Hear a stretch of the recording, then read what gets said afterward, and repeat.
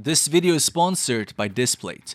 Welcome to The Call Up, a movie about 8 gamers that wish they had studied the Great Zero Grizz before embarking on a journey to beta test a game that could have been developed by Mr. Kayaba. The good old days of Call of Duty 4, 360s, and beating salty kids as a salty kid myself. Spoilers ahead, you only die once in this game.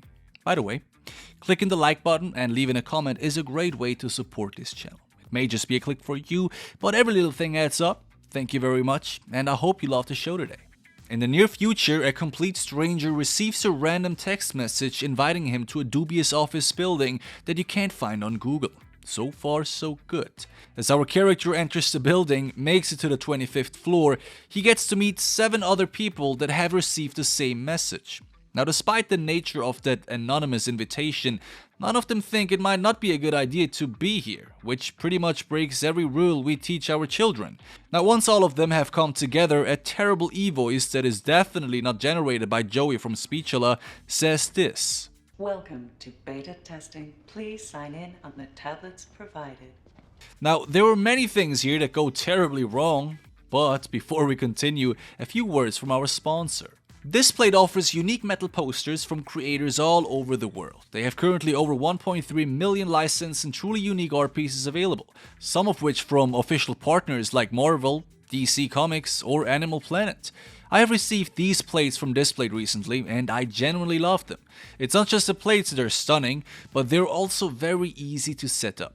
Place a sticker on the wall, stick the magnet onto it, and boom, you're done. Got a new Displate in your collection and you want to switch up the mood? Easy. No tools are needed, and the provided sticker makes sure that your wall stays damage free. Also, with every Displate sold, the company plants 1 tree. So you're literally helping the planet plus an individual artist while making your home more beautiful. We have added a few collections to our profile that we think are worth checking out. However, there are countless others out there worth discovering.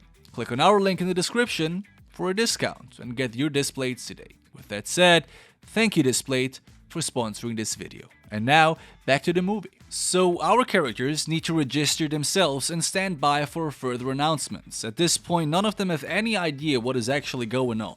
And that's why I would draw the first line here. Signing up? For what exactly? If I don't know what I give my personal information for, I am not providing anything. There is no quicker way to ruin your life than by signing stuff you don't read. They then need to wear a full-body neoprene-like overall and state their gamertag one by one. They're all gamers, right? Since we're going to play a game, I think it is important to take note of each character's character. Obviously, there are people you want to stay away from and people you want to team up with. Atlas, this guy, is a very toxic guy. It's not a good idea to stick with this guy, or these kind of people, right? I wouldn't even be comfortable with him being anywhere behind me either. Other people though, like Andre or Adam, are exceptionally well suited to team up with, because Andre is a veteran and Adam just looks like your typical I only leave the house to buy groceries type of guy, meaning he is your best friend in here. So basically, don't create unnecessary enemies, stay away from douchebags, and stick with those you know have helpful skills. Now, as all of them start wearing those menacing haptic feedback vests that give me nightmares, and helmets that fasten themselves, I might add, very bad sign, Zahid wants to leave as he senses what is about to happen. However, surprise surprise, the doors are shut. Now, we saw that coming obviously. Now, at this point though, you can either sit down and don't move as if you were a participating teenager at a critical mass protest, or give in to the pressure of your fellow players to finally wear the damn thing so that we can finally play. Now, the only reason why I'm emphasizing on this moment so much is because once you wear that thing, there is no turning back. Realistically speaking, this is the last moment where you can make a lasting decision. Do you want to give in to the peer pressure, or do you do your own thing and maybe save your own life? It's worth thinking about in my opinion. Now, as our characters are finally ready and wear their gear, they are transported into a simulated reality projected onto the building where they are located in. An NPC walks in and gives our players a rundown of the rules and goals of the game. Basically, they have to fight Russian terrorists. Of course, it's the Russians, again. They have to fight them on each floor until they reach the basement. There are 25 floors, or levels, with increasing difficulty. Whoever leads the leaderboard at the end of the game wins $100,000. But what happens if you are shot? Because I know that's why you clicked on this video. Yep, Well, whoever is shot will experience real haptic feedback that, as we can see, actually seems to hurt. After being shot, your protective vest will also disappear, meaning if you then get shot again, well, we'll see that in a bit. According to the instructor NPC, there are also 8 medikits available for when you need them, okay? Whatever that means, but considering the realities of this game, we can safely say avoid getting hit once the vest is gone, right? So as the game starts, and they slowly move forward with the veteran at the front, I might add, they are surprised by the first enemy who shoots a full AK-47 mag at them. No one is harmed, and Andre gets the first kill. Floor 25 is cleared. Hell yeah. Now, let's get a bit more tactic, okay? As soon as they reach floor 24, they receive semi-automatic firearms. Atlas, the toxic dude, storms forward and is almost killed. Now, this is probably the stupidest thing you can do. You should never run into the open field. You should also not celebrate after each kill. Both are sure ways to die. You see, the best ways, always, are finding elevated spots, or, if that's not available, taking routes along the walls while ducking behind objects. This ensures that you don't get surprised from behind while keeping yourself sheltered from whatever lies ahead. It's really just logic. As far as I can remember from my glorious days of skipping school to bust mags at zombies, screaming children and campers, knowing the map is pretty much everything. The better you know the map, the more likely you are to beat the game. Now, some of the characters spread out and go solo, while others have more problems going about it. You see, the so-called newbies struggle to play, which is odd, because we were told they are all gamers. I mean, for what it's worth, okay, they might be competitive Animal Planet players, but then why would you participate in an ego shooter? Doesn't make much sense. Anyway, Carl gets his first kill, but celebrates too early as well. And so lo and behold, Carl is shot twice, and as we can see, the haptic feedback is intense. Now, if you've stayed low-key until this point, this is the situation you wanted to happen, because now you know what's up. I mean, it was quite obvious from the start if you ask me, but anyway, our characters just discovered the truth behind this death game. At this point, everything goes really quick. The group degenerates because fear becomes the deciding factor in making decisions, and therefore rationality cannot be maintained. It's really nothing special and more a generic symptom of facing death, right? But of course, this is the worst outcome possible. The floors are easiest beaten if everyone sticks together and then just shared 100k at the end. But humans are greedy, selfish, and unreasonable, so I think it's time to go solo. So as Andre splits away from the group because his feelings were hurt, which is odd because so far he was the most helpful member of them all, is surprised by an NPC and killed. This triggers a lethal shock transmitted by the helmet. Not that that wasn't obvious. And there you go, the MVP is gone, which sucks. But the problem that automatically arises is what happens if you try to remove the helmet with force. Now, I wouldn't want to try, right? If you want to do that, that's completely fine. I'm standing back and watch you, but I'm not gonna touch that thing. It inevitably becomes clear that to survive this game, you must finish it whether you like it or not, which sucks, right? At this point, the only good thing to do is to team up with everyone and organize yourselves. The chances to survive are much bigger the more people we are, so let us have a look on how our characters perform. After attempting to crack open the helmet of Zahid by smashing him with a loaded fire extinguisher, the instructor NPC rushes in and starts beating up Zahid.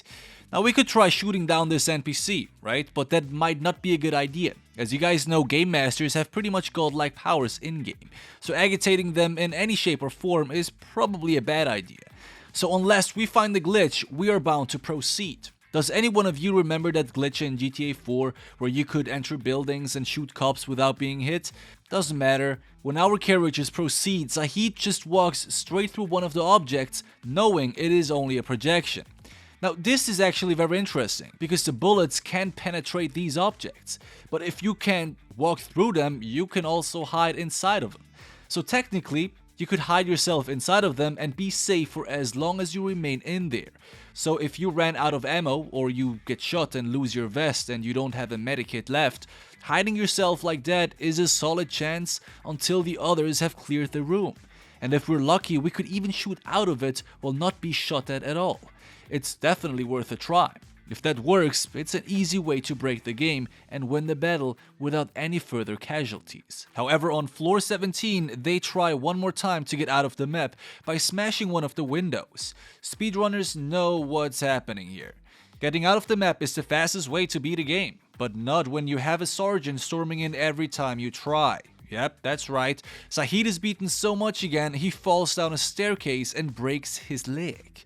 Zahid is out, and 6 players are left. A great way to beat this game, since we are in the middle of New York with thousands of people passing by, to flicker the lights and call for help.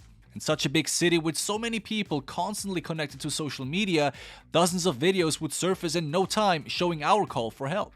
This would be one of the best solutions to go about beating this game. Certainly worth a try. Anyway, our characters must clear the next floor with close combat only. No guns allowed. Now Taylor, the girl who's been whining and had no line in this movie so far, is creeped out and does the best possible thing. Run away and hide herself in a toilet. While the others are busy fighting, one enemy creeps into the toilet and slowly approaches Taylor's cabin. But once he opens the door, she rushes out and stabs him, getting her first point and giving her enough confidence to turn into one of the best players in this game. Now, with her help, they make it to the 11th floor and start thinking for the first time about how this game came to be. It's just so the case that none of them have family members, making them the perfect victims for a death game like this. That's it. Yep, I know it's a disappointment, but you know what isn't? The next floor. That's right, on the next floor they must torture an enemy to receive a password to continue the game. Can you imagine a VR game like that? What the hell? Now Edward volunteers and does the job until they get what they want. Reaper 2000 enters the password and the clock starts ticking down. They have 30 minutes left to deactivate a bomb and save themselves. All of them then enter a semi-broken elevator and skip multiple floors. For some reason, some of them can leave on floor 5, while Atlas and Reaper are able to reach floor number 3. Now of course Atlas, being the bully that he is, forces Reaper into exploring the floor himself, while he stays back like a little. Now this ends exactly how you think it would. The floor can be cleared, but not before Reaper is killed. And just in time, the others join this floor too and get ready to clear floor number 2. Now, everything goes quick here. Our characters receive new medipacks, but for some reason they don't pack them in until somewhere further along this floor. They then decide to send Taylor back to grab them. Why? Why wouldn't you take them at the start of this level? That just doesn't make any sense. It's just mind-boggling to see these characters acting so weird. It's almost frustrating. Anyway, Taylor goes back to pick it up, but unfortunately faces off Atlas, who, of course, doesn't want to let her get the medipacks. He kills her and grabs the kit himself. But when Carl arrives, he is shocked by what he sees. He also comes across Atlas' name written in blood by Taylor before she passed away. A fight breaks out, and Carl uses the fire extinguisher, once again, to beat down on Atlas. Now this, for some rather funny reason, triggers a new visit by the NPC, who screams at Atlas, accusing him of trying to remove his headgear. Which is just odd and rather a comfortable way of getting rid of a character that has no place in the rest of the plot, right? Anyway, only 3 people are left, and of course, it's Carl, Edward, and Shelley. The final showdown happens inside an underground parking lot.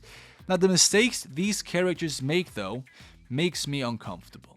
So here's what happens. By now they have gained some experience and take out most of their enemies fairly quickly. They take shelter, shoot when there's an opening, and do a pretty good job. But once they seemingly have killed all enemies, they walk into the open field, standing right next to each other, inviting anyone of the opposing team to get a multi-kill. Why would you do that? Why would you so carelessly and so close to the actual end of the game blunder so hard when you've literally beaten 24 floors with each telling you when you've cleared it? No voice so far has mentioned that you've won the game, meaning clearly there are still enemies left. Yet they still decide to walk into the open as if there was a good reason. That's completely idiotic, no? And as you can imagine, Carl gets hit and is about to die. Now, if you think that that was a climax, then you're wrong, because Shelly doubles down on that questionable move with the following. As she's perfectly fine behind her pillar, she looks at the wounded Carl, who by the way also seems to be sheltered by a few sandbags, and sees him slowly pulling out his medipack to heal himself. Yet the best idea she has is to leave her hideout and walk into the bullets fired by the enemy. Of course, the only medipack left is with Carl, and heroically he uses the kit on her instead of himself. Anyway, Shelly survives. Edward can take out the last enemy with a handy rocket launcher, and it is revealed that Edward is the guy who organized this event. I'm not sure why you would involve yourself like that when you clearly don't have to, but whatever. Well, they continue with injecting an anesthetic into Shelly, but apparently not enough, because she wakes up before she was supposed to, and she uses her newly learned skills from the past 2 hours to take out the guards. Yeah. She then even confronts Edward, who is almost weeping, and decides to shoot him too. However, and here's the grande finale, the $100,000 she leaves behind. I guess because of moral reasons. After she obviously just killed 3 people and her friend because she just made a dumb mistake. Yeah, and that was it. I hope it was an enjoyable How to Beat or recap. Well, let me know what you think, and I hope you have a good rest of your day. I see you guys very soon with a very, very special new episode of How to Beat. It's gonna be great. Stay tuned. Love you. Take care of yourselves, and peace out.